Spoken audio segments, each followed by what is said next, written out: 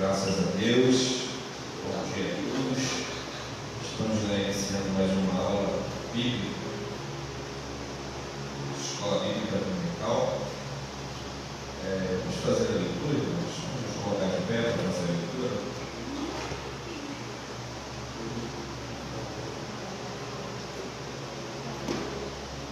Estamos na lição número 10.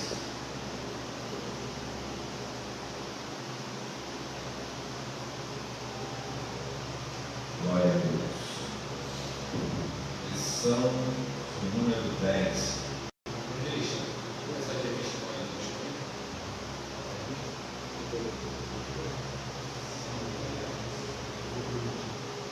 Glória a Deus. A lição diz assim: rendendo graças ao Senhor. Textual: louvai ao Senhor, porque Ele é bom, porque a sua benignidade é para sempre. Salmo 118, 1. Irmãos? Textual: louvai ao Senhor, porque Ele é bom, porque a sua benignidade é para sempre. Salmo 118, 1. Verdade aplicada. Render graças ao Senhor em todo o tempo é um princípio de vida que caracteriza aquele que está em Cristo. Verdade aplicada.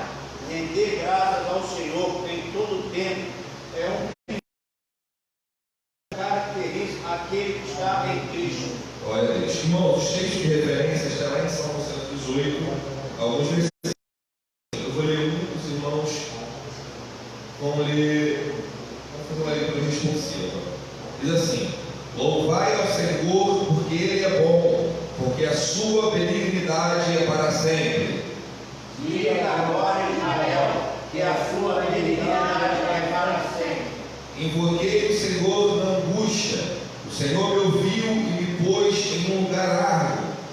O Senhor é a minha força e o meu cântico. Que os edificadores rejeitaram, tornou-se cabeça de espina. Deus é o Senhor que nos deu a luz. Catai a vitória da festa com cordas e levai todos os santos do altar. Tu és meu Deus, e eu te louvarei. Tu és o meu Deus, e eu te exaltarei. Louvai ao Senhor, porque Ele é bom, porque a sua benignidade é para sempre. Glória a Deus. Vamos orar nessa manhã, meus irmãos. Parece que está transmitindo para a live já, né? Você que está em casa, estamos iniciando mais uma lição. Então vamos orar para que Deus possa nos conduzir nessa manhã, para nos dar uma lição boa, abençoada, possamos aprender um pouco da palavra do Senhor. Olha comigo nessa manhã, em nome de Jesus. Amado Deus, bondoso Pai que estás no céu, graças, Senhor, nós te damos por mais uma manhã em Tua presença.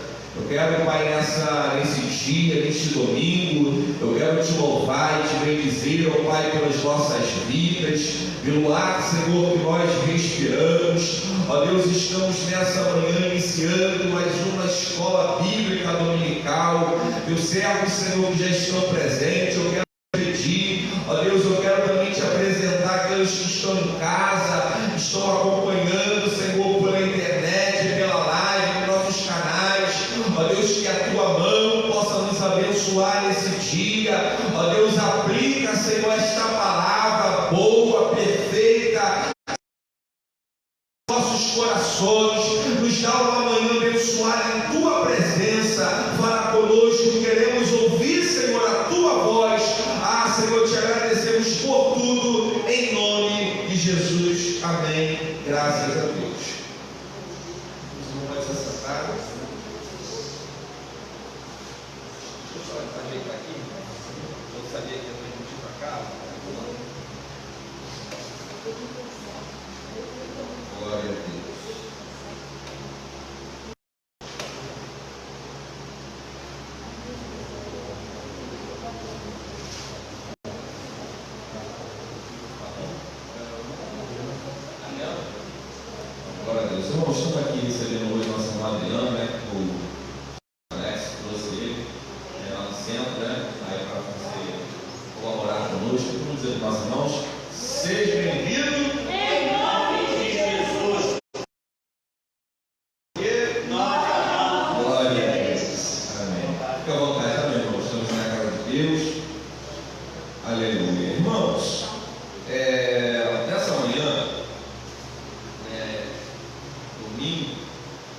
nós vamos estar comentando, né, fazendo um estudo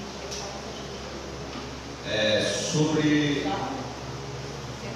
a lição de número 10. E antes também quero dizer para os irmãos que é muito bom, tá? Estar aqui presente, poder ver os irmãos.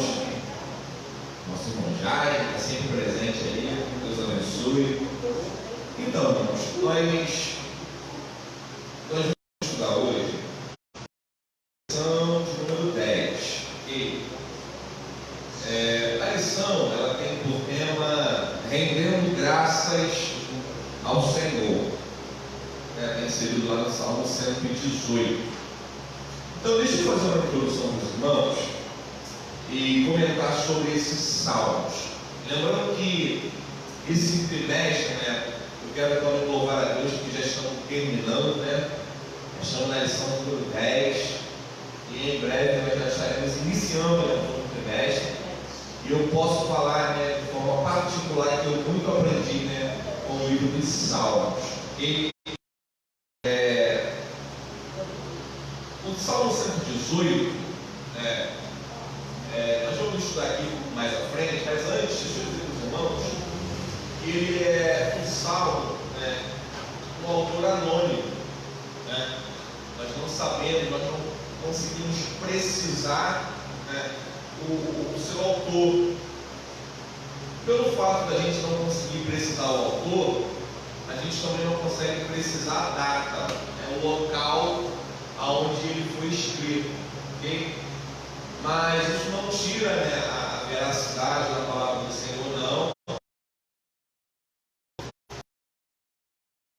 Muitas pessoas gostam desse salmo, né? E, na verdade, esse salmo aqui, ele é uma exortação. Eu vou colocar assim para os irmãos. Ele é uma espécie de exortação, porque ele nos chama a atenção, ele chama a nossa atenção para que nós possamos louvar, né, a Deus. Então isso é uma exortação. Na verdade, os dias que nós estamos vivendo, a nossa caminhada cristã, ela passa por muitos desafios, ok? A gente passa por muitos intercalos no meio do caminho, muitas dificuldades. E você viver uma vida de gratidão a Deus, como diz a lição, rendendo graças ao Senhor, é um desafio, né, para todos nós. Okay? Por que é um desafio? Porque a nossa vida ela não é uma vida plena. Vou explicar para os irmãos o sentido pleno aqui. Ela é uma vida tranquila, assim, sabe? A gente não começa a nossa caminhada cristã e ela vai calma do começo ao fim, não. Ela é. Os irmãos, alguém já fez aquele exame de coração que, né, fica batendo assim, mas eu elevo, se eu me engano, você vai batendo, né? E ele vai marcando só, vai. A nossa caminhada cristã, podemos fazer uma semelhança, né, daquilo. Por quê?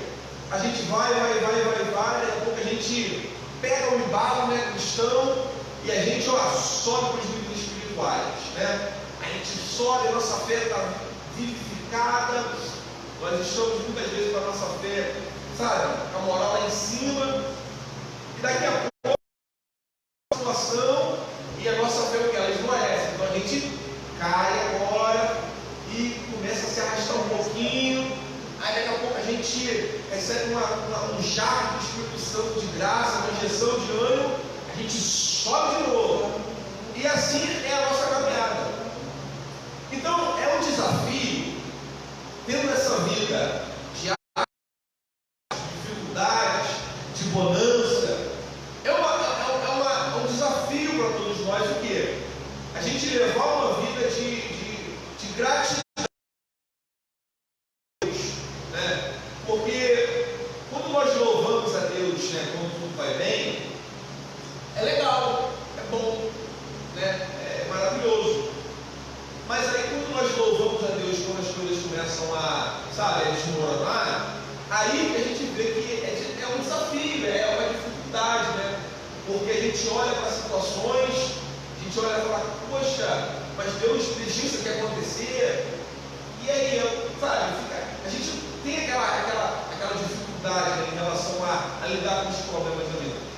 Salmo 118, meus irmãos, ele vai trabalhar em cima disso, né? Com a ideia, do quê? De louvar a Deus, né? Porque Deus é benigno, porque Deus é bom, ok? Então nós vamos trabalhar, é uma lição, irmãos, muito simples, uma lição tranquila, tem nada aqui de tão novo que você nunca tenha ouvido falar, ok? Vamos lá ler o tópico primeiro, né, irmão Jair? Louvor como resultado da confiança. O Salmo 118 é chamado para louvar a Deus pela sua bondade e seu socorro. Interessante o testemunho do salmista sobre o valor da confiança em Deus. Glória a Deus. Então, olha só, o Salmo 118 é um chamado para louvar, ok? Para louvar a Deus pela sua bondade. Então, aqui nós temos o que? A primeira característica de Deus. Deus, ele é bom. Deus, ele é o quê? Bom. Deus é bom. Quando nós falamos que Deus é bom, nós estamos falando de uma característica inerente ao caráter de Deus. Certo? Eu vou dar um exemplo. O nome do irmão é? Irmão Adriano. Eu vou criar aqui um exemplo. Digamos que o irmão Adriano, ele é ansioso. Ok? O irmão Jaime é calmo. Quando eu vou descrever o irmão Adriano, eu vou descrever ele como o quê? Ansioso. Quando eu escrever ou descrever, isso são características que são inerentes ao indivíduo, ok? Ao caráter da pessoa. Ele é assim, ele trabalha dessa forma, ele faz tudo com calma. O outro faz tudo, né, um exemplo, faz tudo correndo. Então isso aí são características, né, que são referentes a cada indivíduo. Então quando nós falamos do nosso Deus, qual é o desfecho aqui? Ele é um Deus bom. Tudo que Deus faz, irmãos, é bom. Todos os caminhos que Deus nos leva, é aí que eu falei no começo. O desafio que é o quê? A vida cristã. Porque, por exemplo, se eu não me engano, Ageu, um dos profetas menores vai dizer que Deus, ele tem seu caminho na tormenta. Espera aí, como é que um Deus bom, como é que um Deus que é benigno tem o seu caminho na tormenta? Como é que um Deus que faz tudo, né, que o caráter dele é bom, benigno, deixa uma cantora famosa cristã falecer? Será que Deus, ele é mau? Ou será que Deus é ruim porque coisas ruins acontecem? É em cima dessa linha aqui, irmãos, que eu vou trabalhar hoje, ok? A gente vai trabalhar em cima desse pensamento, né? Da convergência. As coisas ruins que me acontecem, as coisas ruins que acontecem ao mundo, e o que isso interfere no caráter de Deus. Com esse pensamento, essa linha de pensamento.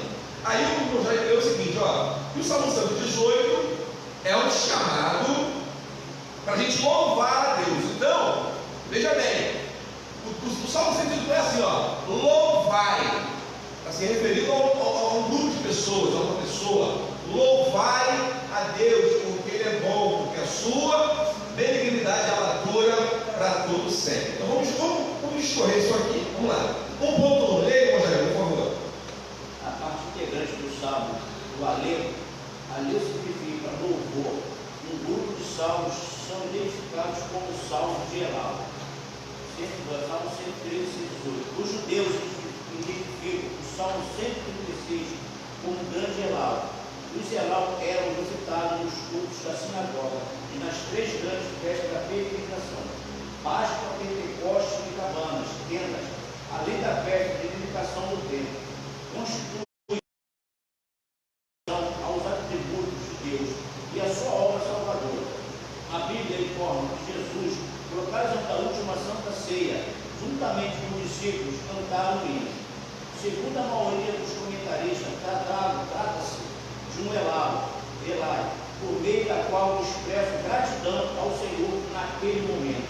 Glória a Deus. Então veja bem, parte integrante do Salmo de Alel. ele colocou aqui pra gente, né? O anel, cada um vai de uma forma, né, pastor? Tem essa, quando se trata do nosso idioma, a gente vamos sentir algumas variações. Mas, irmãos, presta atenção, não vai mudar o sentido da palavra, ok? Vai mudar a nossa pronúncia. Então ele vai dizer aqui que esse salmo ele faz parte, né, do Alel, né, que é o quê? O salmo de louvor. Só que aí a gente tem que entender os salmos, né? O livro do Salmo por si só, ele é o livro do louvor, né? Quem se lembra da primeira lição? Lá no número 1 vai dizer que o salmo, né, significa telerim, né? A palavra no hebraico telerim significa louvor. Uma vez que os irmãos sabem que, por exemplo, eu tenho aqui nas minhas mãos, eu sempre uso esse exemplo, aqui, olha, nós vamos no nosso cenário, nossa harpa cristã, a harpa cristã, se eu não me engano, na Batista não utiliza, ok? Na presbiteriana tem o seu próprio inário, e a Assembleia tem o seu próprio inário. O que é isso aqui? É o inário característico da denominação, tá? Embora, né, muitas igrejas hoje em dia até louvam o uso da harpa, porque ele vive, né, o 545, é muito louvado em outras denominações também, alguns cantores louvam e tal. Só que esse inário aqui, a harpa cristã, ela é o inário da Assembleia de Deus. Ele é oriundo da Assembleia de Deus. Você vai ver que lá no final vai ter as siglas, né? A nomenclatura, a indicação de cada isso, exatamente, de cada autor. E muitas vezes você vai encontrar, né? PLM, né? Que significa Paulo Leiva Macalão, que é o nosso mentor aí, né? Que um dos que fez parte do início da Assembleia de Deus aqui no Brasil, aqui no Rio de Janeiro, mais precisamente. Só que aí, quando nós falamos de inários de Israel, era o quê? Era o livro dos Salmos. Então, o livro dos Salmos, antigamente, ele era louvado. Os irmãos entendem? A gente lê, correto? Mas ele era salmodiado, né? Acredita que Davi, quando pegava a sua harpa, ele salmodiava, né?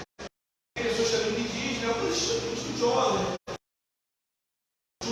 diz que, por exemplo, o 23 era louvado, ok? Tipo, em forma de louvor. Ele dedilhava a sua harpa.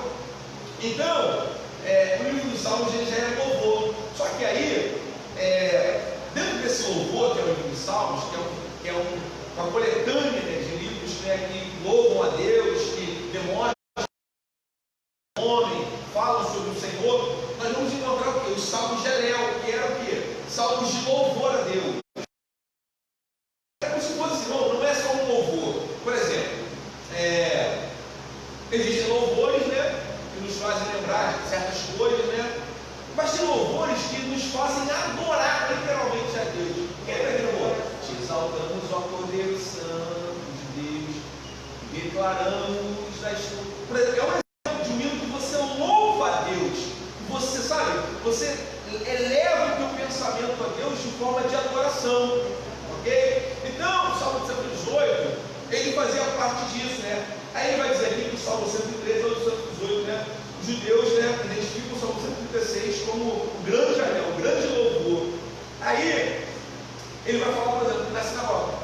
Aqui uma coisa boa que vocês vão saber. No templo mesmo, as pessoas não louvavam. Não louvavam, não cantavam, não tocavam. No templo físico. Só quem fazia isso eram os levitas, eram os cantores, os músicos, eram eles que prestavam a homenagem de louvar, de cantar. Quem estava ali acompanhava toda aquela liturgia. Mas aí, por exemplo, você vai encontrar na Bíblia os chamados cânticos dos degraus. Quem já leu isso aqui? Salmo dos degraus, Davi dos degraus para o cantor mor. Quem já leu isso aqui na Bíblia? Os irmãos já leram, os que estão em casa também já leram. O que significa isso? A história, ela trabalha com o pensamento, que é o quê? Os israelitas, os judeus, eles moravam em todas as israelenses até fora do país. Aí, eles tinham algumas obrigações institucionais instituídas por Deus, que eram o quê? As festas, a festa da Páscoa, a festa do Pentecoste e a festa do Tabernáculo, ok? Então, o que acontecia? Os judeus, eles vinham de longe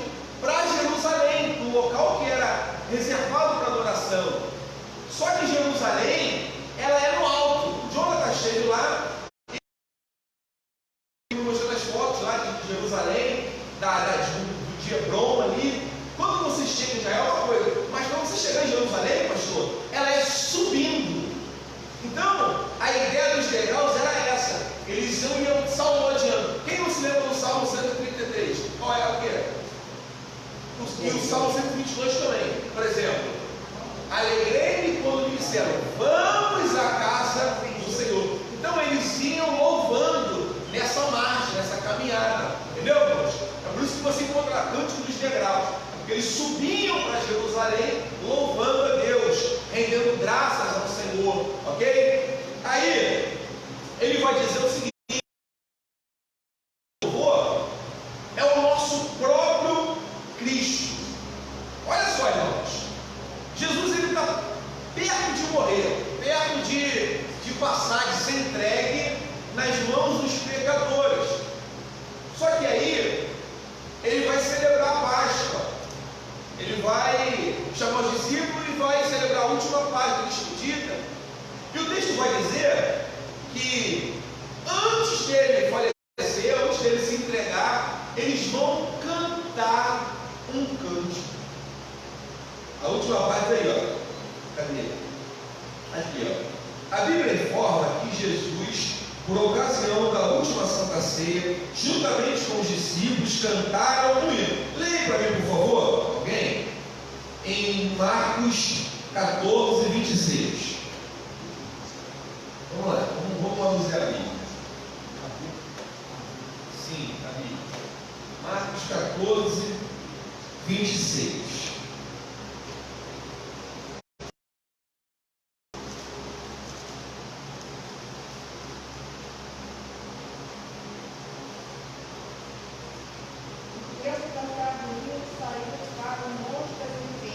Novamente, por favor.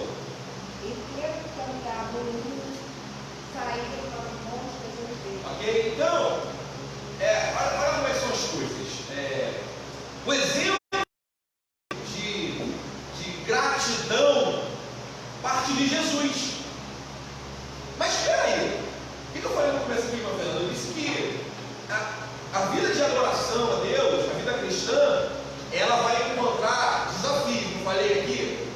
Agora pensa comigo, como é que alguém que sabe que vai ser entregue na mão dos pecadores, que vai ser crucificado, que vai ser escarnecido, como é que essa pessoa louva a Deus? Chama os seus amigos e fala, nós vamos cantar a Deus.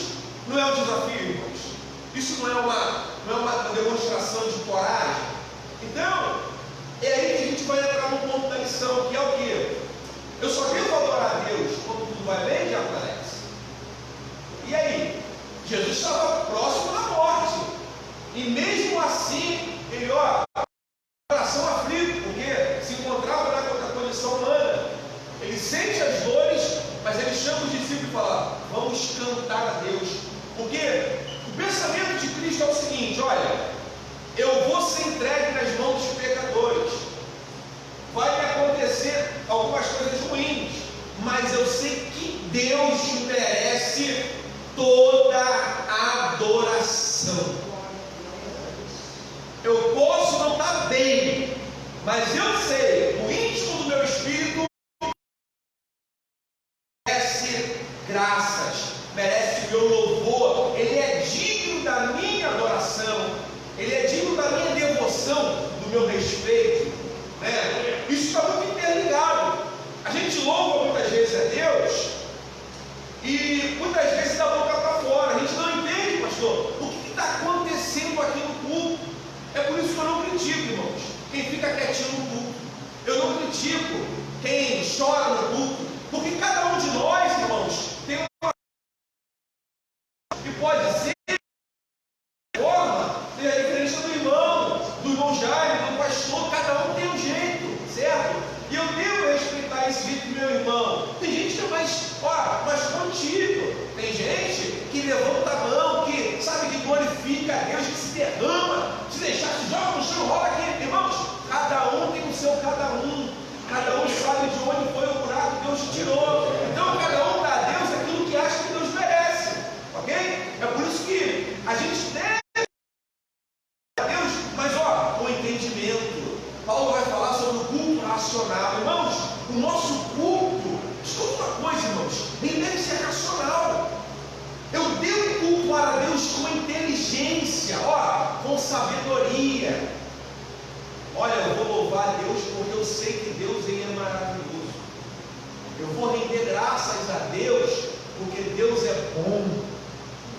vou render graças ao meu Deus, porque Ele me tirou da nação do pecado. Eu estava perdido, caminhando a passos largos para a perdição eterna, e Deus com mão forte me arrancou de lá. Então eu louvo a Deus, eu rendo graças a Ele, porque só Ele fez comigo que ninguém poderia fazer. Isso é adoração a Deus. Isso é consciência de alguém que precisa adorar a Deus, que quer devolver a Deus o favor imerecido. Essa é a ideia que a gente vai trabalhar. Aí vamos lá. 1.2. Lê alguém para mim, por favor. Isso, segunda vez que eu estudo da fé, o Salmo 118 não tem nenhum tipo de que apresente uma ocasião histórica para a sua composição para um lado. Ele se encaixa perfeitamente no retorno do cativeiro de Babilônia. A nação, representada pelo orador, tinha sido severamente punida pelo pecado, cercado quase até a destruição pelas nações. Porém, o Senhor livrou o seu povo, e a nação começou a se reconstruir, conforme Deus havia planejado, e o louvá-lo por permitir que vivesse o povo. Esse salmo era uma cerimônia que celebrava a vitória do rei da batalha. A ideia é a mesma dos salmos de Davi. O rei que representava toda a nação estivera em grande perigo, mas fora livrado da morte, e fez um voto de cantar as grandes obras do Senhor. Ok, então olha só. O tópico 1.2, ele vai falar sobre o título, tá? Sobre o título. Aí o irmão já leu o seguinte, né? Aqui, por exemplo, não tem um título que apresente uma ocasião histórica. Então, como é que nós vamos trabalhar com esse salmo aqui? Por exemplo, eu disse para os irmãos aqui no início da aula o seguinte: esse é um salmo de autor desconhecido. Nós não sabemos quem é o autor, quem foi quem escreveu. Ok? Se eu não sei quem escreveu, eu preciso da data em que essa pessoa viveu. Então, se eu não sei a data, fica difícil de eu entender até mesmo o contexto histórico. Ok? Então, nós vamos ter algumas variantes. Por exemplo, algumas pessoas atrelam a retirada, a volta do exílio, do cativeiro babilônico, porque faz sentido, ok? E Deus está trazendo um povo de lá. Mas aí, existem outras ocasiões também, como a retirada do povo da terra do Egito, ok? Muitos salmos também vão tratar disso, vão tratar da gratidão, porque Deus tirou eles, livrou eles como um forte da terra do Egito. Então, infelizmente, nós não temos aqui um ponto, firme para falar, precisar. Irmãos, esse salmo aqui, ele está tratando do bom. Quer ver um exemplo? O Salmo 46, que é o salmo de Ezequias, fala lá: o Senhor é nosso Deus, nosso refúgio, há um rio cuja corrente. Quando você vai estudar os salmos, você vai saber que esse salmo está se tratando do episódio em que Ezequias está sendo confrontado, atacado ali, né, por um outro exército, por outro rei. Então a gente consegue fazer um paralelo. Não. É referente a isso daqui. E isso daqui é referente a isso aqui. Esse salmo, a gente não tem, essa capacidade de fazê-lo. Por quê? Porque nós não sabemos o autor. A gente não sabe. Isso é uma aula até um pouco teórica, mas é uma verdade. A gente tem que ler e, dentro dessa perspectiva, entender o seguinte: olha, esse salmo aqui, ele é um salmo desconhecido, de autor desconhecido. Eu não sei quem foi que escreveu. Ainda, quer ver um exemplo? O livro de Hebreus, a carta aos Hebreus. Mas um teólogo tal falou, por favor, o teólogo tal falou que esse cara aqui foi Paulo. Não, esse aqui, por exemplo, esse aqui foi Pedro, esse aqui foi Barnabé, esse aqui foi Tito, Tiago. Irmãos, a gente não pode alegar porque não está escrito ali que foi ele. Não tem a característica inicial do autor X ou autor Y. Então, a gente vai ler, a gente vai estudar, mas não podemos precisar o quê? Quem foi quem escreveu. Mas não, toda a escritura sagrada, de Gênesis a Apocalipse, ela Deus. Entendeu, irmãos? Então não tira a fidelidade, não tira a fé, a crença da palavra, do que foi escrito para nós. Beleza? Aí, esse salmo ele representa o quê? A vitória, né, de um rei, né, que estiver em perigo. Né? Muitas vezes Davi vai dizer, muitos salmos de Davi vai falar sobre esse perigo, né? Davi falava muito disso, não? Poxa, eles me cercaram, meus inimigos me atacaram, mas o Senhor me livrou. Então assim, não existe uma característica que defina quem foi o autor. Mas novamente eu repito, não é por isso que nós vamos desacreditar da palavra do Senhor, ok? Todo mundo pegou até aqui? Pastor, falar uma coisa? Show de bola. Então vamos partir no ponto 3. Essa primeira parte, irmãos, os irmãos percebem que a lição ela trabalha de forma progressiva. Então, geralmente os primeiros pontos, ele geralmente faz o quê? Ele trabalha com a ideia para te situar no texto, ok? Então, sempre esses primeiros tópicos, eles vão trabalhar de forma bem simples, que é para a gente o quê? A gente compreender. Não adianta o autor chegar aqui e aplicar uma lição para a gente que a gente, lá atrás, a gente não consiga entender. Então, a gente situa no texto, esse salmo aqui, ele trabalha com essa ideia. Esse capítulo aqui trabalha com essa ideia. Então, a lição ela sempre vai trabalhar nesse pensamento. Começa devagar, depois ela vai aplicando, né, o que o salmo está dizendo, o que a lição está dizendo. Vamos lá. 1.3. Leia aí, por favor. O salmo expressa a gratidão. Recebemos ao longo dos versos que compõem o salmo 118. O salmista procurou expressar a sua gratidão a Deus.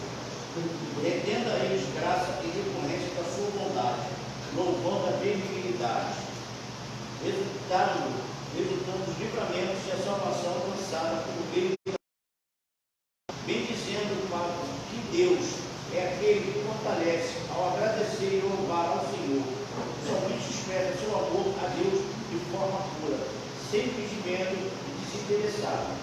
Ralph Alexandre, a ação de graça acompanha o louvor, pois quando alguém declara aos atributos e à obra de Deus, não pode deixar de ser agradecido por isso. O louvor conduz regularmente à ação de graça. Em tempos tão difíceis, é importante ser enfatizado atitudes de gratidão a Deus. Romanos 1:21. Este texto conheceram a Deus, mas não glorificaram e nem lhe deram graças. Todo aquele que está em Cristo precisa ter atitude de gratidão ao Senhor. Filipenses 4:6, Gálatas 5:13. O próprio Senhor Jesus expressa gratidão. Beleza. Então olha só, irmãos, olha para cá. Esse é um salmo que expressa o quê? Gratidão. Agora, pega a lição aí, deixa a lição de lado. Os irmãos vão ver, quando a gente vai estudar, fazer até uma exegese do texto, né, vai analisar cada ponto. A gente vai ver, gente, que esse salmo, por exemplo, o salmo 118, você vai encontrar muito que louvai ao Senhor, porque Ele é bom. Parece maçante, não parece? Parece que Ele está sendo redundante para louvar a Deus. Mas é coerente com o autor fazer isso. É fazer você, está chamando a atenção para quê? Para você louvar a Deus. É por isso que ele fala, Deus é santo, santo, santo. O que ele está dizendo? Ele está chamando a atenção para a característica de que Deus é santo. Então quando você pega o salmo, a gente aprende isso quando a gente está na idade da pequenininha ali. A gente vem para a escola dominical e o pastor diz, irmãos, é assim, meu. Quando Jesus fala na verdade, o que ele está chamando? Ele está chamando a atenção, não é assim que a gente aprende? Todo mundo sabe disso. Então quando você pega um texto bíblico, você começou a você vai grifar no estudo palavras repetidas. Louvai ao Senhor. Opa, uma vez no texto. Palavra louvai ao Senhor. Estou grifando. Por quê? Isso vai me dando a ideia. Qual é a ideia central do texto? O texto está me dizendo o seguinte: olha, eu devo louvar a Deus. Ele está me chamando a atenção para quê? quê? Para viver uma vida de quê? De retidão, de graças ao Senhor. Louvai ao Senhor, louvai ao Senhor, louvai ao Senhor, louvai ao Senhor. Peraí, esse cara está me dizendo alguma coisa. Ele está me passando alguma coisa. Só que não tem como ele me pegar aqui no banco, me sentar e me explicar isso. Mas ele vai falando, louvai ao Senhor porque Ele é bom. Louvai ao Senhor porque Ele te livrou. Rendei graças a Deus porque Ele é benigno. Louvai ao Senhor porque Ele é bom e porque a sua benignidade dura para sempre. Peraí, tem uma coisa nesse texto. Tem uma princípio aqui. Então qual é o princípio do Salmo 118? É um salmo que expressa também o que? A gratidão. Porque se eu louvo a Deus, o que eu estou fazendo? Eu estou sendo grato. Se eu louvo a Deus, irmãos, me desculpe, mas o ingrato, ele nunca vai louvar a Deus. Ele quer ver só? Dá um prato de comida para uma pessoa que está com fome. Irmãos, eu duvido que esse cara não vai te agradecer, porque ele entende a sua necessidade. Agora, traga isso, por exemplo, para o mundo espiritual. Por que é que eu presto meu culto a Deus? Por que é que eu louvo a Deus? Porque o pastor fica chamando a gente aqui, irmãos, vamos adorar a Deus. Por que é que eu faço isso? Será que é por minha vontade própria? Será que é porque é bonitinho colocar algumas pessoas aqui na frente e ficar bailando? Irmãos, a gente tem que entender o fundamento das coisas. É uma forma de nós expressarmos a Deus o quê? A nossa gratidão, irmãos. Eu falei aqui anteriormente, quando eu faço uma análise do buraco que Deus me tirou e onde Ele me colocou, irmãos, eu não consigo chegar no culto e ficar igual uma geladeira. A minha alma é retida a Deus, olha assim, muito obrigado. Senhor, eu sei que mereço, meu Pai, mas Tu és bom, Tu és adorado, Tu és benigno. Senhor, Tu podias me castigar e ainda assim Tu não estarias errado, mas o Senhor resolveu me tirar, sabe, do lamaçal do pecado, redimiu a minha alma. Senhor, eu tenho que ser grato a Ti. É essa a ideia que a gente às vezes não entende. A gente não percebe o que acontece na nossa salvação, irmãos. A salvação, é como se você estivesse indo para um abismo e você estivesse, sabe, ali eu caindo. É como ter a sua fila indiana, um atrás do outro, todo mundo caminhando para a perdição, e Cristo vai lá e lança a mão e te pega. É isso que é salvação. Se Ele não intervém, você estava perdido, irmãos. Como é que eu não vou ser grato a esse Deus que deu seu Filho unigênito ao favor da minha vida? Irmãos, eu era miserável, pecador, uma pessoa que não merecia nada. Como é que eu não vou render graça a esse Deus, irmão Jair? Não tem como, mas não tem como. E outra mais, Cristo é não só de louvor, mas de gratidão. Quem não se lembra do sermão que ele falou assim: graças eu te dou, ó Pai, que ocultaste as coisas aos grandes e aos entendidos e a revelaste aos pequeninos. Olha aí, graças te dou, ó Pai. Quem não se lembra do exemplo da Santa Ceia? E para os irmãos terem noção, o que vai falar para aqueles discípulos no caminho de Emaús,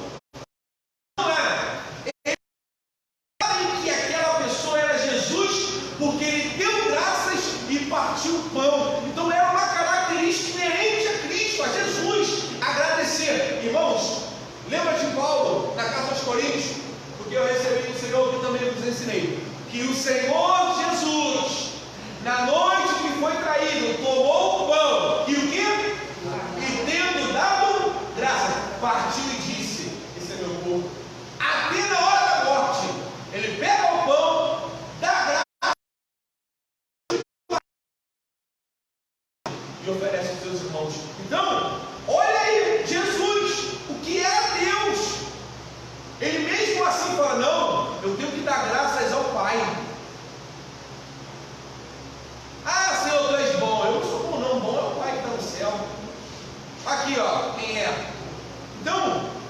Isso é um exemplo para nós, a ter uma vida de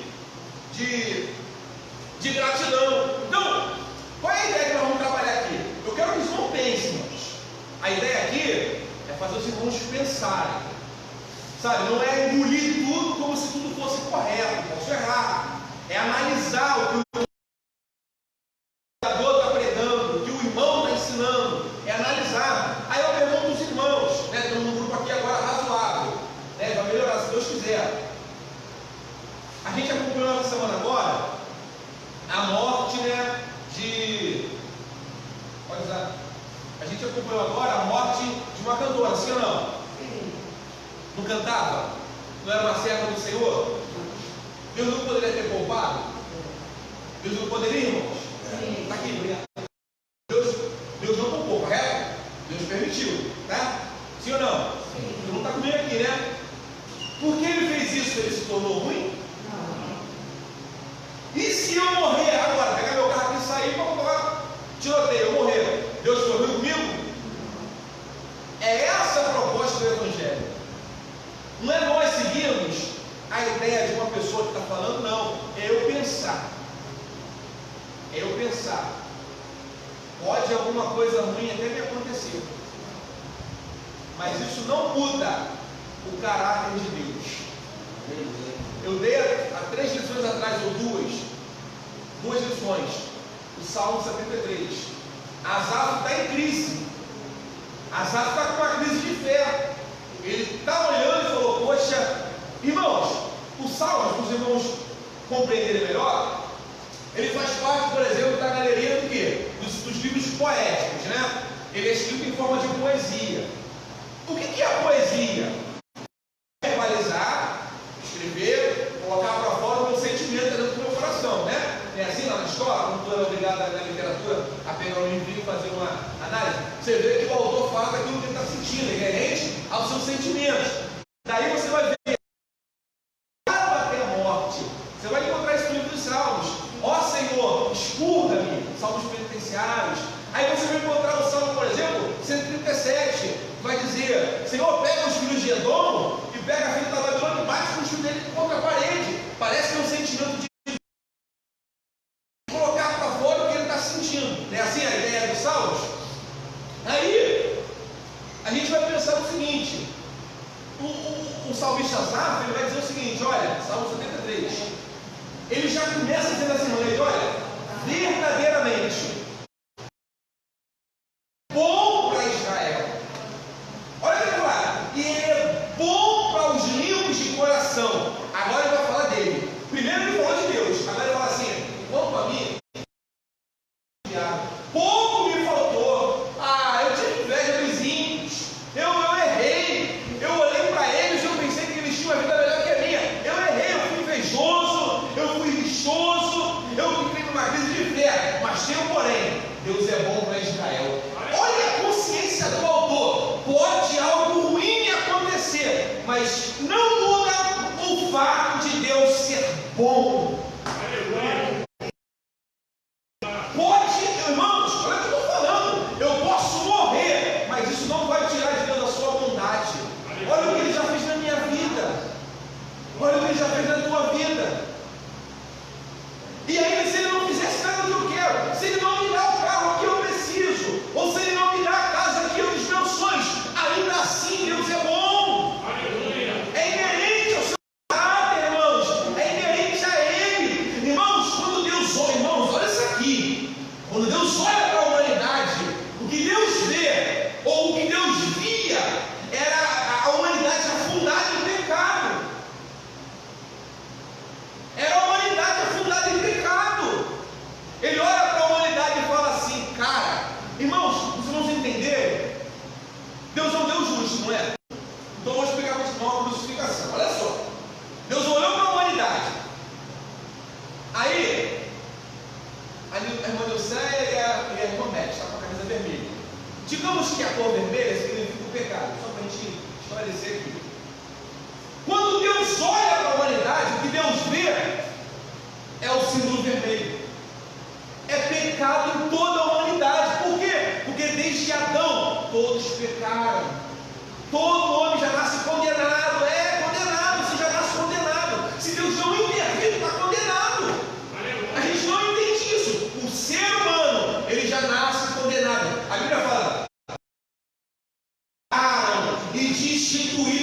irmão, Davi vai falar assim, ó: eu fui concebido em pecado.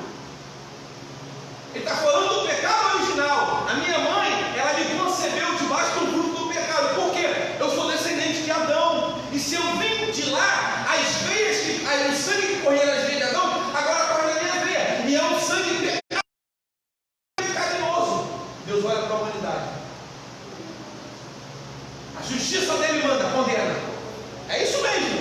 A justiça de Deus fala assim: condena. Porque você criou, tu criaste e se rebelou contra si, se rebelou contra você. Ele olha para a humanidade e fala: eu tenho que punir alguém, mas eu não vou punir eles não. Aí pega a irmã agora que pega a cabeça de Jesus, sem pecado nenhum.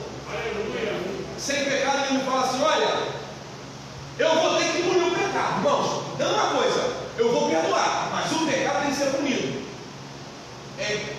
Provérbio vai dizer: se o juiz consente com o erro, ele não comete pecado? Então Deus tinha que punir Cristo, sim ou não? Ele tinha que punir. Se ele não pune, o que é melhor falar? Se não houver derramamento de sangue, não haveria remissão de pecado. Então, ele olha para a humanidade e fala: cara, eu tenho que punir. Eu amo, mas eu tenho que punir porque eu sou santo. A minha santidade é afetada pelo pecado da humanidade. Então Jesus desce. Quando Jesus desce e assume a nossa. Quando Deus olha para ele, agora Deus não vê mais o seu filho. É isso? Deus não vê mais. Deus vê agora o pecado da humanidade exposto sobre a cabeça de Jesus. Aí você vai entender Isaías 53. E a Deus agradou maltratá-lo. Quem pode compreender esse mistério? Deus se sentiu satisfeito por ter esmagado Cristo. Por quê? Porque se isso não acontece, não haveria possibilidade de salvação. Irmãos, agora pensa: tu estava perdido, largado, abandonado, sem ter pai, sem ter mãe, sem ter a possibilidade da salvação, e Ele mandou seu Filho para te redimir, para te salvar. Irmãos, eu preciso de mais nada para louvar esse Deus. Aleluia! Está entendendo, irmão? Nada que Ele me dê, nada que Ele possa me proporcionar é mais importante do que Ele já me proporcionou, que é a salvação. Porque carne e moto, casa, vai ficar aí. Depois que, irmãos, depois que o Espírito tomba, não tem ciência, não tem sabedoria, não tem riqueza, vai todo mundo no mesmo caixão. Como é que não ser grato a esse Deus? Como é que não ser grato a essa divindade? Alguém que olha para mim e fala: você é pecador, mas eu vou te salvar. Irmãos, eu não preciso de mais nada. Eu não preciso de mais nada. Irmão, estou sendo sincero. Não estou falando que eu não almejo nada nessa terra. Não estou falando que eu não tenho a vontade de melhorar meu carro, de conquistar uma casa melhor, pastor, de botar um piso lá, de ficar as coisas bonitas. Não estou falando isso. Isso eu almejo, porque eu sou um ser humano. Mas se Ele não fizer isso na minha vida, irmãos, eu estou satisfeito. Minha esposa deve estar em casa ali assistindo. Você pode ligar para ele e perguntar: quando foi? Pode perguntar que você viu teu esposo murmurando. Irmãos, pode perguntar, eu me coloco à prova. Você não vai ver. Porque eu sou bom? Não. Mas é porque eu entendi. Eu entendi, irmão, entendi. Não, ó. Estou tranquilo. Mas, Cláudio, como é que você se espera? Eu já entendi o propósito da minha vida. Eu já entendi, irmãos. Eu estou aqui, ó. Daqui a pouquinho, ó, chama minha senha, a gente vai partir para ele. O que ficou, ficou. E o que partiu, partiu, irmãos. É isso. É a vida de gratidão. Eu venho ao culto para quê? Para que eu venho ao culto? O nosso problema é que a gente quer levar as coisas do tranco e barranco. Irmão, você tem que vir para a igreja. Você tem que vir. O cara vem. Se eu for, ele vem. Mas ele, pastor, ele não entendeu. Ele não entendeu a vida dele. Ele não entendeu o que acontece aqui dentro. Ele não entendeu. Ele não entendeu. Aí ele vem e fica assim, ó, contando hora. Olha para lá, o relógio está barulho, ele olha, a criança passou, ele olha. Ele não entendeu ali que o dia do culto, que é o quê? A adoração a Deus. louvor a Deus, gratidão. É isso que é o culto, irmãos. Eu venho para cá para pedir? Não. A gente não entende isso. A gente não entende a liturgia do culto. Que é isso, Cláudio? Então eu tenho que fazer o quê? Eu tenho que pedir? Tem em casa. Que é isso? Está escrito. Mas quando tu fores pedir, entra no teu quarto, fecha a tua porta e em secreto você vai falar com teu pai. Irmãos, da porta para dentro, o meu problema, me desculpe, ficou para fora. A gente tem dificuldade com isso, mas na íntegra, quando eu entro no culto, eu tenho que me desligar lá fora, o disjuntor desligou. Só vou ligar quando voltar. Quando eu voltar, eu tenho conta para pagar. Quando eu sair daqui, eu tenho uma responsabilidade com o marido. Quando eu sair daqui, pastor, eu tenho responsabilidade como cidadão. Eu tenho que comprar e pagar. Eu tenho que respeitar o trânsito. Mas da porta para dentro, eu sou um adorador. Eu sou um adorador. Irmãos, o que acontece aqui na minha reta, não me importa. Não me importa. Eu vim adorar Deus. Aí eu estou crente no culto. Ai, meu Deus. E a oração dele não muda, ele, sabe, ele fica preso ao problema ali, ó. É preso ao problema. Eu estou falando isso, irmãos. Eu não estou te julgando, não. Porque eu sei o que é ser humano, eu sei o que é ter uma conta para pagar. Eu sei o que é ter uma responsabilidade, uma prestação de prestar, devolver, sabe, solucionar. Às vezes tem um problema, eu sei o que é isso. Mas isso é a dificuldade que nós temos de entrar no culto e falar assim, cara, tudo vai ficar bem. Tudo vai ficar bem. Agora o problema, me desculpe o meu problema, mas deixa aqui um pouquinho o meu problema, que agora eu tenho que entrar no tempo. Não. O problema, você me atribulou até a porta. Quando eu estiver passando álcool em gel ali naquela mão, vai ficar aqui com álcool em gel. E eu vou entrar no santuário de Deus. Você vai ficar aqui fora e eu vou entrar no santuário, eu vou prestar culto ao meu Senhor. Essa é a ideia do culto. Adoração a Deus. Prestar a Ele homenagem. Reverenciá-lo. Deus não quer que você tenha medo de Deus. Deus não quer isso, irmão. Ai, se eu fizesse aquilo, eu vou me matar. Se eu tenho temor a Deus, eu tenho respeito a Ele. Eu tenho respeito a Ele. Se eu sei que minha esposa não gosta de certa coisa, por exemplo, eu não faço.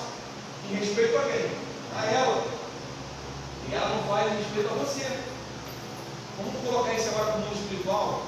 Se eu amo a Deus, se eu tenho um relacionamento com Ele, eu não vou fazer certas coisas. Por quê? Eu tenho respeito pela pessoa dele.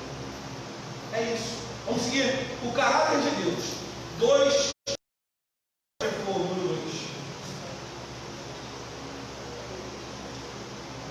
O caráter de Deus. O Salmo 118 é um convite para que o povo de Israel verbalize sua gratidão ao Senhor em decorrência das características que compõem o seu caráter. Bondade, benignidade e o Deus que escuta. Ok, então olha só. Eu já falei no início, não vou nem parar aqui.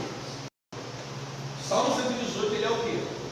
Chamamento ao louvor ao Senhor, correto? Agora nós vamos louvar Deus por quê? Porque Deus é bom, ok? Porque Ele é benigno e porque Ele escuta. Perceba uma coisa: momento algum eu estou falando de alguma coisa que Deus faz. Perceberam isso aqui no texto? Deus faz. Estou falando daquilo que Deus é. Perceberam? Eu sei que Deus faz coisas terríveis, não faz? Deus não tirou o povo da terra do Egito com mão forte, Deus não fez. Mas aqui está mandando você louvar. Ele é bom, é benigno, Ele escuta. Tudo no passivo, tudo dentro dele. Vamos lá. 2.1, pode ler, continuar lendo, Miriam, por favor. Louvai ao Senhor, porque Ele é bom. O primeiro motivo para louvar ao Senhor consiste no fato dele ser bom. O texto instiga os cantores a uma repetição segundo os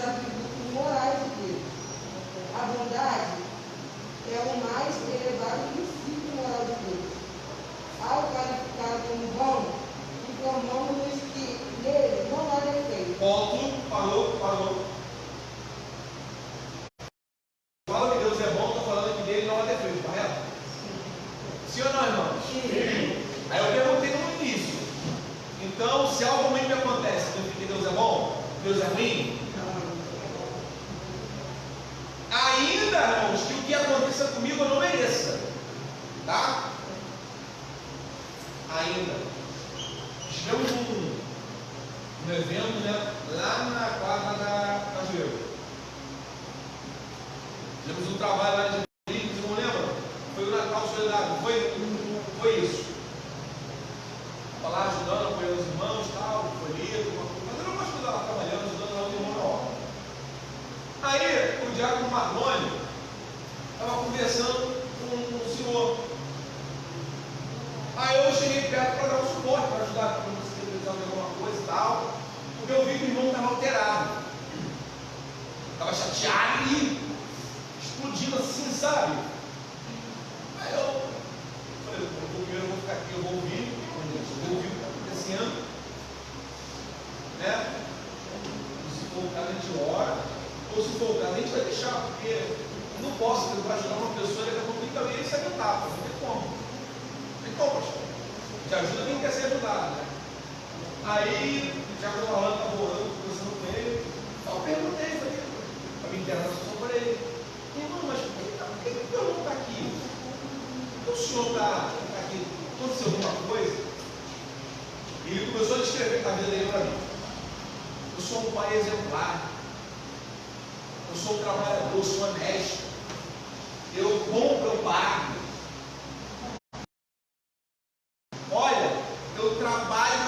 Eu quase me escravizei em trabalhos para não faltar o pão dos meus filhos. Eu falei, é mesmo? Ele falou, é. E ele falou assim, minha esposa tinha tudo em casa, tinha tudo. E eu ouvindo, né? Eu tinha tudo, só que aconteceu, ela foi lá e me traiu. Esse mesmo. Aí eu falei, poxa, irmão, que pena, né? Caramba, uma situação chata, né? E eu falei, mas por que eu não está aqui? Por que não foi lá? Não. Eu falei, mas Deus te ama. Ele falou assim, olha, eu creio em Deus. Olha o que ele me falou. Mas eu acho que Deus falhou comigo. Ele falou que, olha o que ele falou. Eu acho que não, Deus é bom, sei. Mas eu acho que Deus falhou comigo. Sabe por causa de quê? Porque eu não merecia.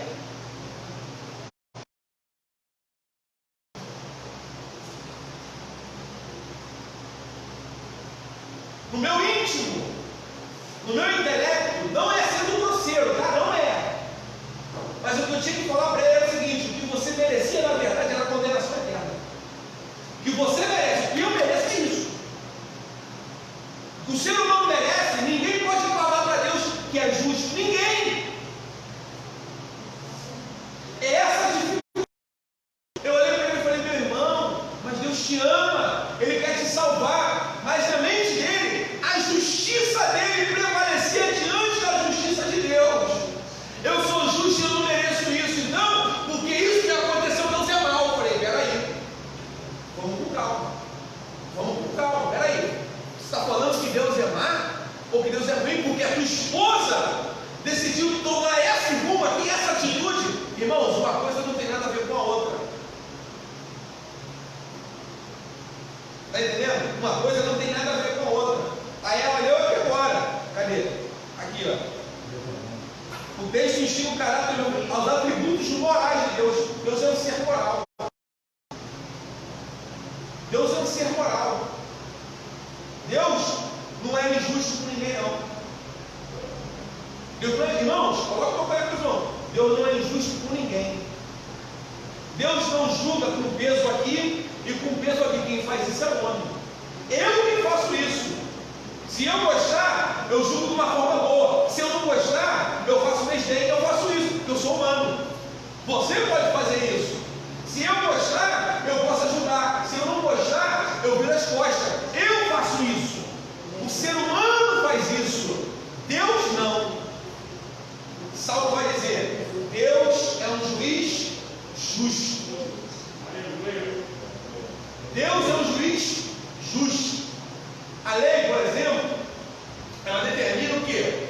A imparcialidade. Quer ver um exemplo? Se eu fosse juiz, eu poderia julgar um caso do meu irmão? Poderia? O médico pode atender o seu parente? Pode? Não pode. Não pode. Não pode. Eticamente falando, não pode. Agora, eu estou usando aqui, né, pastor? Eu estou usando de uma ideia que é bem formal. É claro que se eu estou aqui e eu sou médico, e meu parente passa mal aqui, eu não vou dar o socorro a ele, né? Até crime. Poderia até concorrer em crime. Mas, por exemplo, o juiz. Não sei se vocês não sabem, né? Quando vai ter uma audiência, é feita uma seleção. Os nossos componentes não é, eu quero um juiz tal. Não. É sutil, entendeu? É como se fosse um sorteio, literalmente, tá? Quando a pessoa vai diante de um juiz, por quê? Ele não pode ter vínculo com você. Porque se ele tiver vínculo com você, pode acontecer o quê? Não, esse cara que eu conheço, trabalhador, não vou, bota aí, ó, multa do meu patrão de 200 mil. Tem até uma ilustração do. Chegou um certo rapaz para ser julgado e o juiz que ia julgar era amicíssimo dele desde criança. Só que ele pensou, pô, é meu amigo, vai me absolver, assim, eu estou tranquilo. Só que o processo correu toda sistemática, né? Defesa, acusação e tal. No final, ele dá a sentença, cara, estou tranquilo. Ele vai me absolver, meu amigo. Olha, eu sei que sim, então, poxa, depois de sair, pô, também a gente fez comigo, mas só que depois, esse juiz ajudou ele, mas ele não deixou de prestar. No momento ele deixou de aplicar o que tinha que aplicar. Então, o que eu falei para os irmãos? Quando eu coloco isso diante de Deus, em relação ao merecimento, essa lição aqui vai fazer um paralelo com a lição 8. Né? Asaf vai dizer o seguinte: é em vão eu limpar minhas mãos, porque se eu mereço aquilo que é bom e o que é ruim me acontece, então tem uma coisa errada. Os irmãos não estão entendendo aqui a ideia do que eu estou passando para os irmãos. Então, assim, aquilo que eu falei, porque coisa ruim me acontece. Léo, a gente estava falando aqui na sexta-feira. Então o cara me manda embora. Deus é ruim por causa disso? Não. A gente tem que pensar nisso. Pô, meu filho morreu. Deus é ruim por causa disso? Aí eu falo, irmãos, falar é uma coisa, né? Falar é mole. É que é teoria é uma coisa. E na prática? Porque, agora, aquilo que eu falei, eu pensei a respeito desses irmãos. Mas por que eu não falei? Porque eu vi angústia no seu coração. Os irmãos compreendem? Porque o homem natural não consegue compreender Deus. Então, por mais que eu falasse, cara, Deus é justo, ele vai falar, então merecer isso? Ele não vai compreender. Eu falei, não, irmão, eu vou orar por você, me ajuda. A gente ora por você para Deus te ajudar. Você está volta por cima e conseguir sair dessa situação. Mas agora, falar que Deus é injusto, aí eu estaria contra a palavra dele. Deus é justo. Deus ele não há sombra de variação em Deus. É aquilo que eu falei, eu posso dar um exemplo aqui. O cara era amigo, mas na hora de sentenciar, a justiça teve que prevalecer. Ok? Então, quando eu falo que Deus é bom, é por causa disso. Porque ele me deu uma sentença favorável. Isso significa justificar. É dar uma sentença favorável. Quando eu olho para mim, falo, poxa, eu não merecia nada. E ele me justificou. Ele me deu uma sentença favorável diante de Deus. Então agora, quando ele não mais vê os meus pecados, mas ele vê agora o que? A justificação sobre a minha vida. Por causa disso eu não sou condenado. É aí que eu falo, poxa, só isso não é suficiente para louvar Deus? Entendeu? O homem natural não entende isso. Não tem que ter carro, não. Inclusive, tem pessoas que acham que a pobreza, a dificuldade, o desemprego é falta de Deus, tá? Vamos ouvir na televisão. Estamos na época do coach financeiro. Não, se você não tem carro, né? É porque você não está orando pouco, né, pastor? Não, estou orando pouco. 2005, carrinho velho, básico, tá? Que mais fica parado do que anda. Então tem que olhar um pouco. Deve ser. Não devo estar. Porque eu tenho pecado, eu quero perdão, não me amo, então você fica só passando. A Bíblia fala: se nós esperarmos Cristo somente nessa vida, somos os mais miseráveis dos pecadores. Olha aí, irmão. Olha o contraditório aí. A gente fala, mas quando olha para a Bíblia, irmãos, essa é a verdade. Continua, por favor. Por favor. Estava vendo isso daí que eu estava falando, mas o que é mais vendido nas igrejas é essa falsa ilusão, esse senso de justificação de que realmente Deus é Deus da sua vida. Infelizmente, até isso tinha muito nas igrejas não pentecostais. Infelizmente, isso tem sido acrescentado até nas igrejas pentecostais. Você vê pelos tipos de campanha, muitos tipos de você encontrar uma campanha de renovação, de busca, de oração. Bota aí a campanha de oração, aqui a campanha de oração de Daniel, 21 dias orando. Pergunta se todos vão querer aderir, vão querer jejuar. Isso não traz um senso de ganho, em verdade, em Cristo. E o irmão parece que está falando totalmente uma utopia de que nós vemos hoje, infelizmente, hoje nas igrejas, as pessoas não querem adorar por aquilo que ele é, mas sim por aquilo que ele pode fazer. Então, se no momento que todo mundo está falando aí, é muito fácil dizer, no momento que você está desempregado, no momento que Deus tem agido, prosperando você financeiramente, é muito fácil de adorar, mas as pessoas parecem que aquilo que o irmão também está cumprimentando aí, as pessoas entram pelas suas portas, como Deus é que fosse, eu costumo sempre dizer, esse quadrinho mágico. Ele tem que fazer, ele tem que acontecer, ele tem que me dar, ele é obrigado, ele não é obrigado lá no maior, ele já fez por nós, foi a justificação da morte na cruz. Mas parece porque as pessoas hoje são tão imaturas, são tão, vamos dizer assim, um termo bastante chulo, são tão crianças que não conseguem desenvolver. Por quê? Quando são direcionados ou orientados pela palavra de Deus, não é incluído isso. Antigamente a Assembleia tinha muito isso de, não, realmente aqui a verdade de Cristo é isso. Você vai padecer na cruz, realmente o maior sacrifício foi feito por você, e daqui em diante Deus fazendo a sua vida é bênção. Só que hoje, eu falo pela Assembleia de Deus, claro que não na nossa igreja aqui, mas em muitas igrejas aqui você vê esse senso de teoria de pensamento que Deus tem que te dar, Deus tem que fazer, e aí as pessoas às vezes por aqui frustradas, porque você está no culto de então, meu irmão, Deus vai prover, a gente chama férias, chama aquilo, aí a pessoa não acontece durante a semana, vai pensar, pô, que Deus é esse? Está entendendo? Mas não sabe que depende dele, depende da situação, daquilo que Deus vai fazer, mas sim ter esse senso de misericórdia, esse senso de justificação. Senhor, se realmente o Senhor me merecer, o Senhor faça isso sobre minha vida. Eu peço a Ti, apresento a Ti, e eu mais Mas eu também, irmão, alguém quer falar? Mais alguém? Alguém vai comentar aqui? Foi aquilo que eu estava semana passada, na casa da minha irmã, lá na roça, pastor Ivo. A gente estava conversando, eu falei sobre isso aí. Por exemplo, a fé. Irmãos, não critico ninguém, tá? Não critico ninguém. A gente às vezes fala, cara, que você tem uma coisa particular. Não é.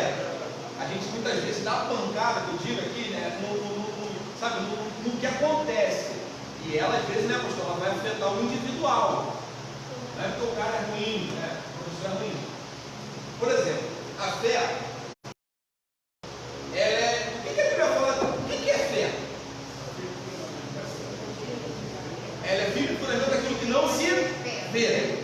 Ou seja, eu não vejo, mas eu creio. Ou seja, no meu ser há uma crença inabalável que alguma coisa vai acontecer. Beleza?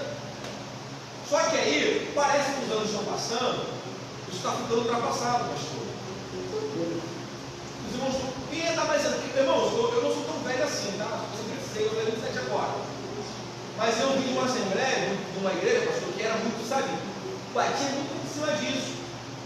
Então a gente sabe, fica acostumado com aquelas coisas. E, por exemplo, você vê que hoje, o cara abençoado, né, para induzir a fé das pessoas, tem que ter um copo com água. Um exemplo, tudo é um exemplo. Não estou falando de denominação, não. Eu estou demonstrando para os irmãos que a fé invisível não funciona mais. Tem que ter um secretismo religioso. Eu tenho que palpar para eu poder acreditar que aquilo vai acontecer. Isso é hoje, está difundido no nosso meio. Vem aqui, toca, compra aqui o lenço umedecido, o lenço do camarada, não sei o que cura.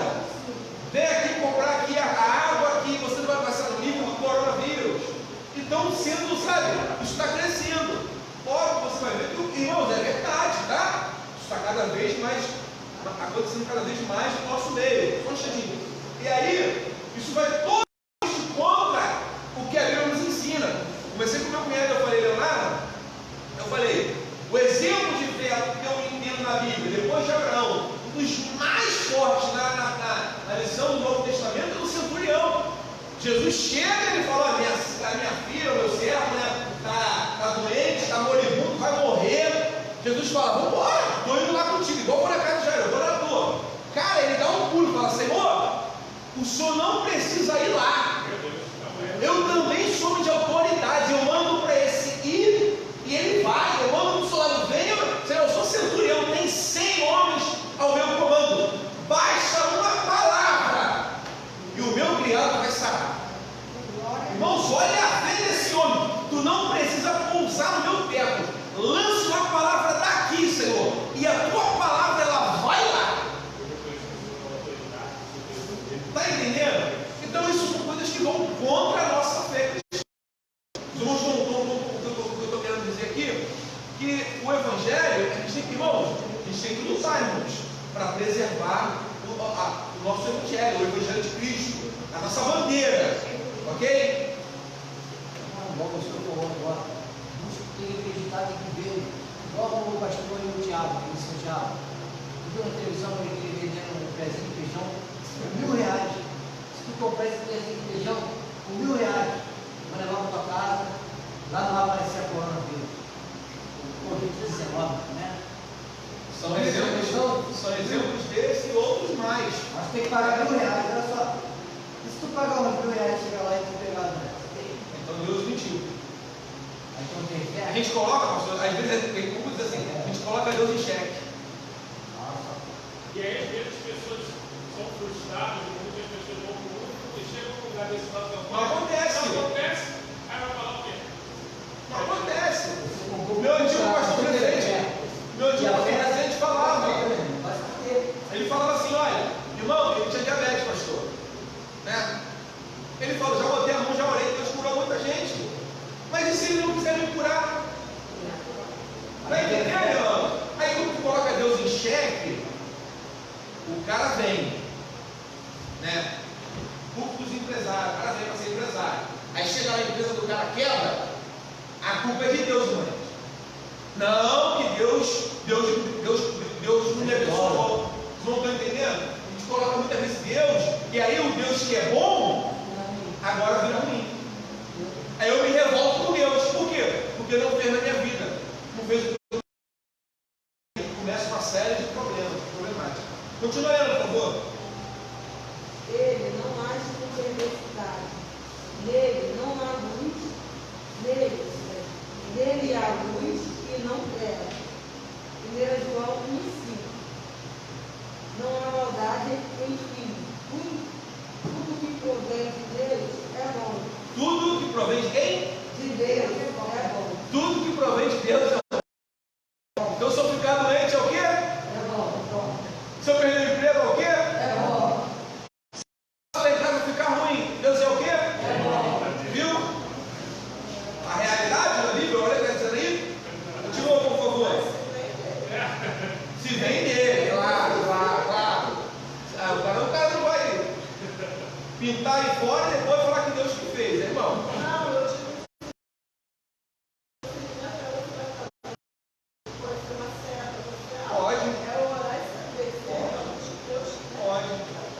Pode, justamente.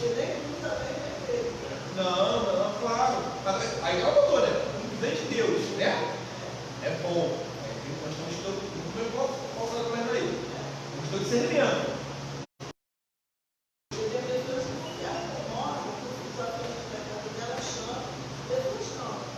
Claro, verdade. Às vezes é uma brecha. Entendeu? Eu falei aqui no início da lição, Deus tem seu caminho na tormenta. Tá? Então, você vai ver que poxa, Deus tem caminho na tormenta. O que está dizendo com isso? Que há caminhos que eu passo que parecem turbulento, mas é caminho que Deus está me levando. Então, não é porque eu vou passar por isso que Deus é ruim. Okay? Essa é a ideia que está trabalhando. Ruim no caráter de Deus. Entendeu? É isso que a gente tem que analisar aqui.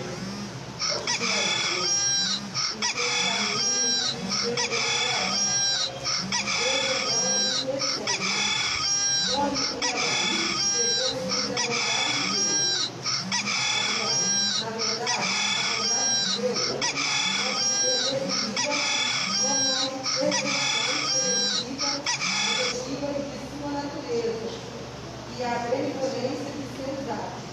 Traduzindo isso para as palavras do Salmo 119, 61, tu és bom, que fazes o bem. Tu és bom. Se Deus é bom, tudo que Ele faz é o quê? É o bem. Entendeu? Vamos lá, continua lendo. É uma explicação bastante simples. Deus é bom por natureza e bom no que faz. Então, olha só. Eu gosto, vou dar um exemplo aqui dos animais, né? É claro que tem, né, mas tem um pecado, sangue derramado. Mas você olha, por exemplo, um leão. Quem criou o leão foi quem? Deus, né? Foi Deus. E o leão é aquele bicho, né? Que é mata o ser humano. É claro que nós temos ali uma questão do sangue e a natureza ela sofre as dores de parto. Mas o que Deus faz é o quê? Né, pastor? Parece ser contraditório, mas não é. Entendeu? Não é. Vamos seguir? E aí, vamos ter 3 minutinhos para terminar isso aqui. 2.2. Esse aqui eu já comentei, tá? Com os irmãos. Sobre a bondade de Deus. Agora vamos lá, 2.2. Vai ao Senhor e a sua fidelidade para sempre. O salmista inicia e termina anunciando que a sua fidelidade é para sempre. Trata-se de um termo que abrange diversas características importantes do caráter de Deus. Assim são encontradas em diferentes expressões da Bíblia algumas dessas características: amor, graça, Bíblia judaica completa, misericórdia, segundo Strong. O texto clássico para se compreender o significado e a importância destas palavras é o Salmo 116, onde ela é usada 26 vezes para proclamar que a bondade e o amor de Deus são eternos. Trata-se de um tema tão relevante que a mensagem de restauração do povo de Deus, que havia sido levado para o cativeiro babilônico, contém um conteúdo do hino que será entoado. Louvai ao Senhor, porque a sua benignidade é para sempre. Olha aqui, irmãos. Por exemplo, ele falou que Deus é bom. E agora fala que a benignidade. A gente sintetizar, está trabalhando com qual linha de pensamento? Está trabalhando com uma linha de que Deus não é somente bom, mas que o bem está sempre adiante dele. Isso aqui dá uma ideia de continuidade de fazer o bem. Os irmãos estão compreendendo? Não é uma pessoa, por exemplo, tem gente que é bom, mas daqui a pouquinho, não, agora não sou marrom, agora o quê? Agora é benigno. O benigno não, é uma continuidade de fazer o bem, certo? Eu sou benigno, ele é benigno, ele faz bem.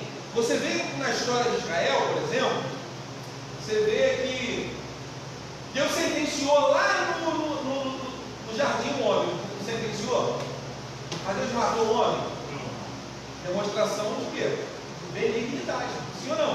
De amor. Vai ver que aqui o irmão leu que alguns termo, em algumas Bíblias, trata, né, da benignidade como amor, né, como graça, que é o quê? O favor também merecido. Aí você tem, por exemplo, no Éden, o homem peca. Deus não poderia ter sentenciado? Se ele sentencia, estava errado? O homem não pecou? Mas ele sentencia o homem, mas não mata. Né? Ele não mata o homem. Então isso é o quê? É benignidade. Por exemplo, o evangelista falou sobre Noé, sobre o fechamento da arca, né? Deus sentenciou a humanidade, não sentenciou? Mas Deus não preservou uma família? Isso é demonstração do quê? Da benignidade de Deus. Não é assim? Por exemplo, na igreja, nós pregamos o evangelho. Irmãos, é uma verdade, o mundo vai ser condenado. Vai. Mas para a gente, Deus. Ou seja, ele continua. Então, estou dando exemplo do começo, do meio e do fim. Deus, ele é benigno. Ou seja, olha aqui, ó, ele é benigno. Ele trabalha, existe uma continuidade da prática de Deus. Porque o caráter dele é bom. Então, se ele é bom, a prática dele é boa. Ele é benigno. Ele faz o bem, porque é inerente a ele. Sabe? Está interligado a ele. Então, não. Ele pode ser bom e fazer coisa má. E pode ser má e fazer coisa boa. Jesus disse: vocês são maus. Vocês são ruins. E mesmo assim, você sabe dar coisa boa para os vossos filhos? Quanto mais o vosso Pai que está no céu. Qual é o pai que, se o filho pedir pão, dá pedra? Ele pedir um peixe, ele dá uma serpente. Ele fala: está no céu. Então, olha a analogia da bondade de Deus. Vamos seguir. 2.3. O Senhor é aquele que escuta. Vamos lá, por favor. O Senhor é aquele que escuta. O salmista, após exaltar a bondade e a benignidade do Senhor, por intermédio do louvor, testifica que traz aspecto do caráter de Deus, se tornará evidente também quando invocou a Deus e foi socorrido. Salmo 118, versículo 5, versículo 15. Muito interessante, repetimos que existiu a palavra de Jesus sobre a orar, representando os contrastes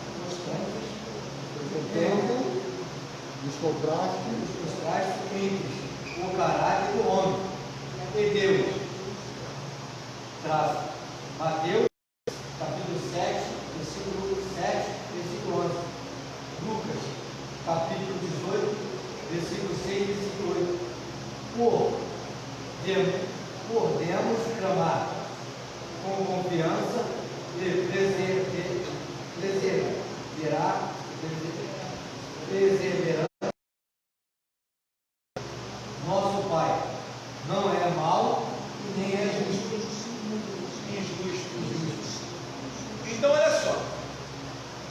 Aí, a gente trabalhou e vamos caminhar para o final da lição. Né? Porque não vai dar para. Geralmente eu consigo, né? Terminar. Hoje eu não consegui, porque muita emoção aqui no jogo. A gente fica meio assim, né? Eu estou com esse microfone aqui todo na minha mão. Mas vamos lá. O Senhor é aquele que escuta.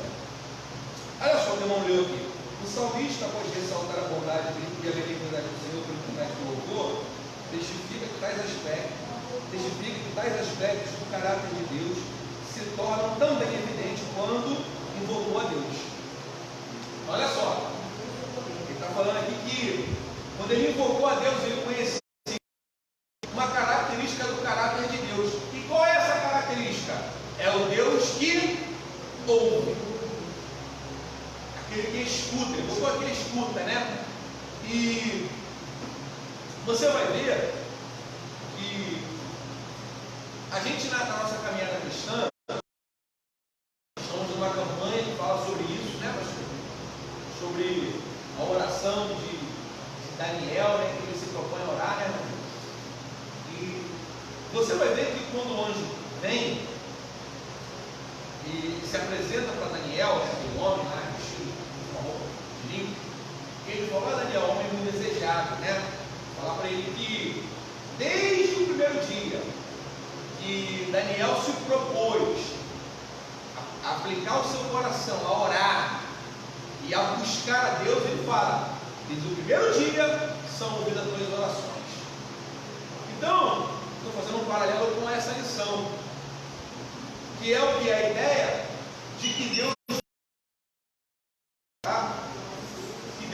ouve. Eu não me recordo agora ao certo, mas se eu não me engano, acho que é o teísmo, não me lembro. Ele é uma religião que acredita que existe um ser supremo, um Deus, né? Mas em que ele é a par das coisas que acontecem na Terra.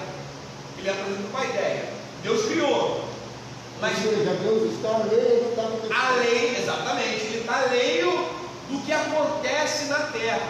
Aí a gente vai ver o quê?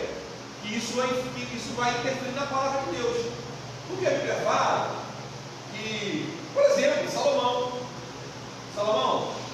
desde agora estarão atentos ao meu ouvido, à oração desse lugar. Então, em toda a parte da história, você vai ver quando Deus cria o homem, Deus vem e se relaciona com o homem. Então, se Deus se relaciona com o homem, como é que eu posso dizer que Deus está alheio ao meu problema? Né? E qual sentido teria isso em Deus criar e largar a criação? É como você jogar no mundo, botar ele no chão e falar: agora tu se vira. Não, eu te gerei, beleza, mas já te dei a vida, tá muito bom, se vira. Ele vai, o que vai acontecer com ele? Ele não tem possibilidade de vida. Ele não tem possibilidade de vida. Então, a natureza demonstra isso. O animal cria seu filho, ele não abandona até ter certeza de que aquele animal tem capacidade de sobreviver na natureza. Tem animais aí que ficam mais de 2, 3 anos com a mãe. No caso do elefante. Estou dando aqui um exemplo, vocês vão entender que a natureza não abandona. E na natureza nós vemos o que? As impressões do Criador. Tu vê que o animal não abandona, são impressões do Criador. Então, qual é o sentido, irmão Alex, de Deus criar o homem e abandonar? E está alheio? Não, estou lá no universo agora, só de assistindo a Terra virando inferno. Que crença é essa? Eu não sei, mas existe essa crença, né? Na próxima lição, se eu vou trazer para os irmãos lá, é o teísmo ou deísmo. Eu tenho esse livro aqui em casa, que é a Falta de Ciência.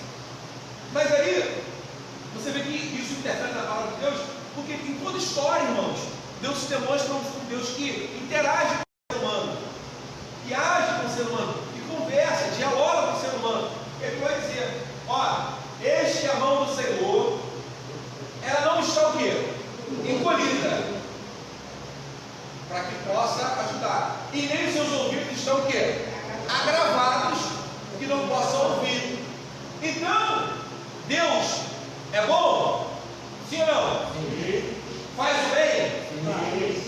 E me escuta? Sim. E me escuta. Até mesmo nas minhas murmurações, Deus me escuta.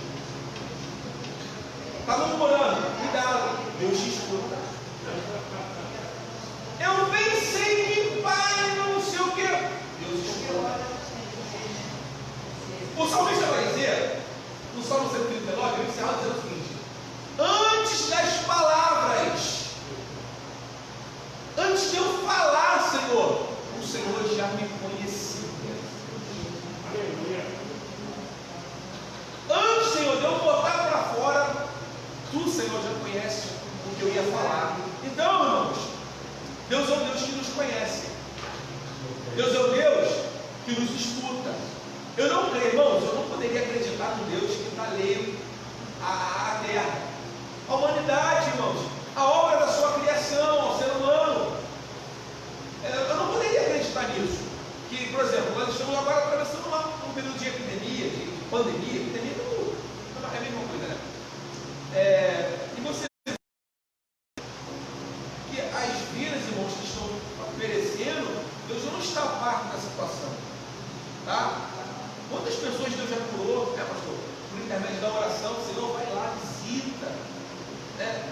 alcança, Deus cura. Deus não está fora da situação, Deus não escuta, irmãos. Daniel coloca para orar. E vocês veem que a resposta, mesmo não chegando talvez no momento que Daniel quisesse, isso não significava que Deus não estava ouvindo. O anjo vai falar: olha, primeiro jeito que você colocou o coração a orar, está lá, são ouvidas as orações tuas, e eu vim por causa das tuas palavras. Então, isso é fábula? É utopia, galera? Não é, irmãos. Deus escuta a minha oração. Agora, o que nós temos com isso? Que às vezes a minha oração, ela não vai ter aquela resposta que eu queria.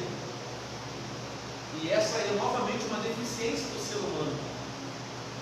É orar, pedir a Deus uma coisa, né, irmão Jair? E às vezes Deus responde de uma outra forma, né? E eu fico até, a gente não gosta de aceitar. Não, Deus, eu falei para Deus que eu queria fazer isso aqui, Deus falou que não, então eu vou fazer, porque então para que eu vou? Vamos seguir, vamos aproveitar que estamos acontecendo. Vamos lá. O agir de Deus, 3. Leia, por favor. Pode ler. Já irmã ler, vai. No tipo anterior,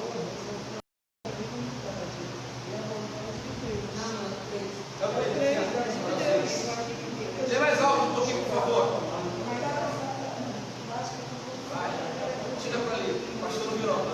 o agir de Deus, no tipo anterior, mostramos a iniquidade e a bondade de Deus, relatada no Salmo 118, que os tratores que nosso Deus é aqueles que nos escuta em continuidade.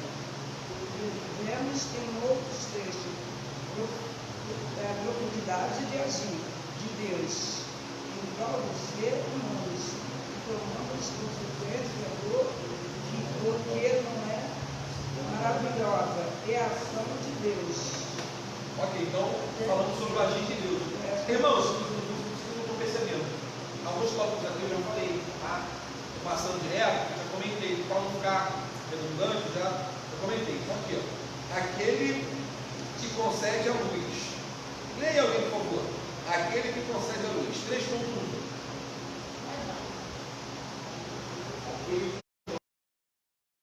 O verso 7 testifica que o Senhor nos deu a luz. Outras versões registram que Ele nos dá a luz, ou Ele é a nossa luz. O termo luz, no hebraico, pode indicar, entre outras ideias, iluminar, brilhar, ser iluminado.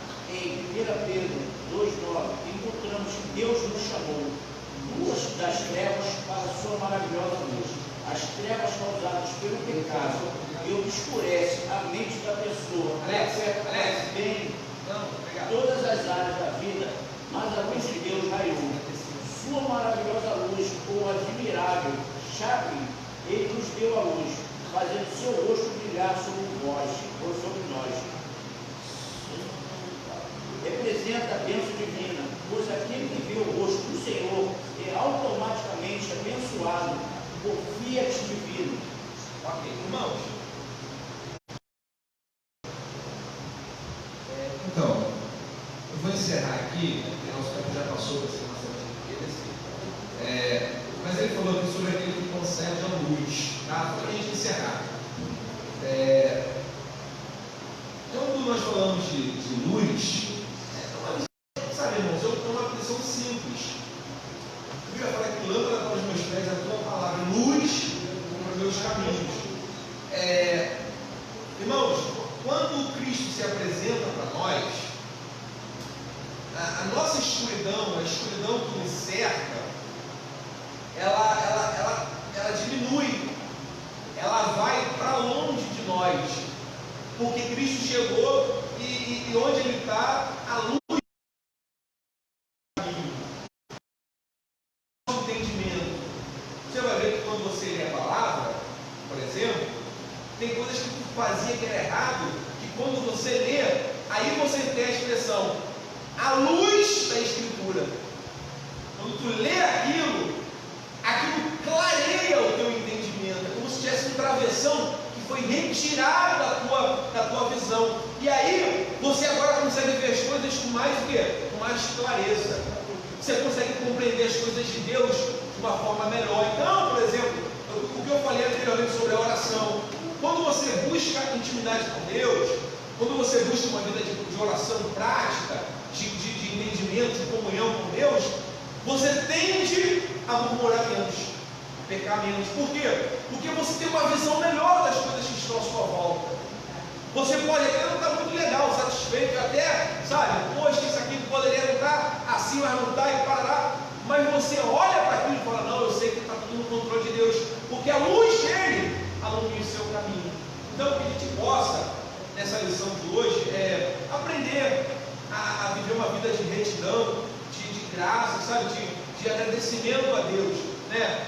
Ainda que Deus não nos dê aquilo que nós queremos, nossas aspirações, mas que a gente possa ter o quê? O entendimento de que Deus é aquele que nos guarda, que nos ajuda e que nos livra. E assim, não, vai ler, pastor?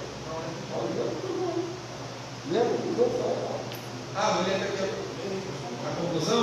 Pode ler a conclusão, por favor. Salmo 118 instrui o servo do Senhor a uma vida de gratidão a Deus, a reconhecer a bondade de Deus e a sua benignidade, e Ele é digno de ser adorado, não somente pelos seus benefícios, mas pela sua natureza.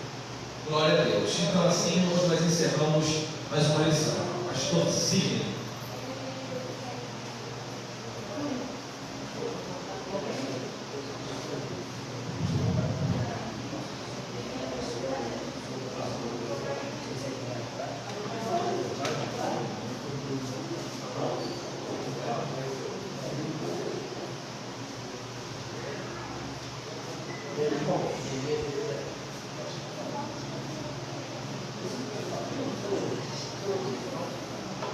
Paz do Senhor. Amém. Nós temos compreendido, o conteúdo que o transmitiu essa manhã e muito bem colocado. Eu sou uma pessoa que gosta muito, a pessoa que eu estou falando é a Liz, né? Eu agradeço muito. Eu procuro extrair, né, daquilo que ela está falando, né? Hoje nós estamos vivendo uma época muito difícil, né? Eu fui colocado, hoje as pessoas aceitam Jesus, mas elas aceitam Jesus criando uma expectativa, né, de uma vida melhor, né, de uma vida abastada, né? A motivação, ela está sendo equivocada, né? Eu agradeço uma coisa que o Paulo falou aqui, eu concordo. Eu sempre falo para Deus que eu não preciso, o que Deus me dá daqui por diante, tá bom. Sabe por quê, irmão? Eu entendo que só a salvação para mim então, por quê? Porque nós temos que entender isso. Porque a Bíblia vai dizer que Mateus vai escrever: aonde está o teu coração, aí estará o teu tesouro. Irmão, não adianta, se o teu coração estiver aqui, tu jamais vai compreender as coisas espirituais da parte de Deus. Entendi? Infelizmente tem muita gente que está dentro da igreja, dentro da congregação, igreja eu e você, mas que a expectativa dela é as coisas materiais. E aí quando não acontece, aí é que entra a questão, quando não acontece aquilo que eu almejei, o que eu estou almejando, a primeira atitude minha, sabe o quê? É sair da casa de Deus. Tá bom? Não dá sair, largar Jesus. Porque essa pessoa, ela não compreendeu o propósito. O afinal, entendeu? Então, o salmista aqui, ele vai falar o quê? De gratidão. E o que é gratidão? Reconhecer o que o outro faz de bom. Quando eu entendo isso, meu irmão, se Deus me abrir a porta, eu vou adorar. Se Deus me abrir a porta, eu vou adorar. Se tiver comida na minha casa, eu vou adorar. Se não tiver, eu vou adorar também. Porque eu entendo o que é gratidão. E jamais vou falar com ele, porque tudo que ele faz é bom. Vai ser justamente. Deus abençoe, né? Está conosco nessa manhã, foi bom. Adriano. O Adriano, né? Não está bem-vindo? És bem-vindo? Em nome de Jesus. Por quê? Nós amamos você. Vamos ouvir a classe dos jovens. Pode sentar. Obrigado. Vocês quiserem falar, ainda está produzindo ainda? Tá, pode falar. Se você quiser falar daqui, ó.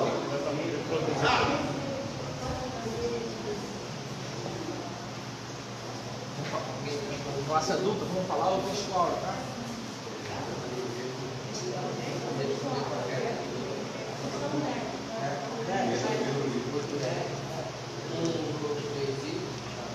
Disse mais, ide e comei e bebei as doçuras, e enviai porções ao que não tem nada preparado para si, porque esse dia é consagrado ao Senhor. Portanto, não vos entristeçais, porque a alegria do Senhor é a vossa força. Neemias 8:10. Não tem classe única, né? Gente, forte. Vamos ganhar os jovens. Não aceito perder para eles. Vamos lá. É o textual. Textual, ok? A gente vai falar assim, textual e vou começar a ler, tá? Vamos lá? Junta aí. Vem, Alex, me ajuda aqui. 1, 2, 3. Textual. Louvai